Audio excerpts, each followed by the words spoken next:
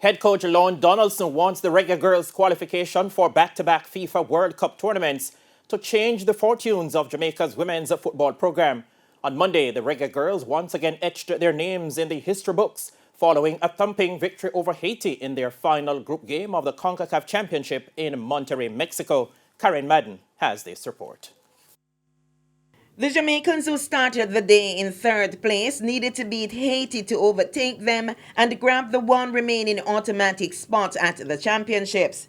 Well, within 26 minutes, they showed that they understood the assignment when Trudy Carter tucked in a goal from a Khadija Bunishaw pass to put the Reggae Girlz in the ascendancy. Haiti stepped up the pressure but couldn't find the breakthrough, and the Reggae Girlz held the lead through the halftime break.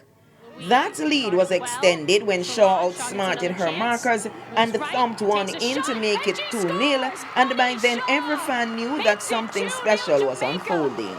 The Haitians worked hard to cut the deficit, but goalkeeper Rebecca Spencer stood up to the challenge. And when the Haiti defense panicked and handled the ball in the area, Australia and New Zealand beckoned. The Reggae Girlz captain stepped up and accepted the responsibility by calmly slotting in the resulting penalty.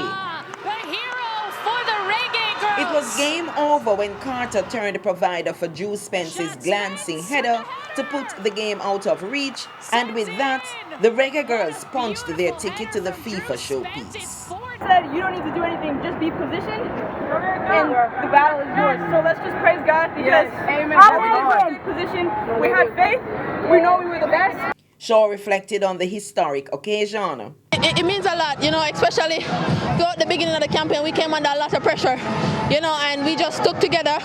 We held our composure, and we know that once we stick together and play our game, at the end of the day, we're going to be victorious. And I think it just goes to show that, we're a small island, but we can do big things. And Donaldson chronicled what successive World Cup appearances should mean for the country's women's football program. After the tournament is over, then, I want to sit down with, people who want to move football once and for all, and we can start thinking about, the girls and going forward and what we can do for women's football in Jamaica. The Reggae Girlz have more business at the championships, but Monday night was time to celebrate their massive achievement. Jamaica will play Group B chart toppers Canada on Thursday in the semi-final round. Karen Madden, TVJ Sports.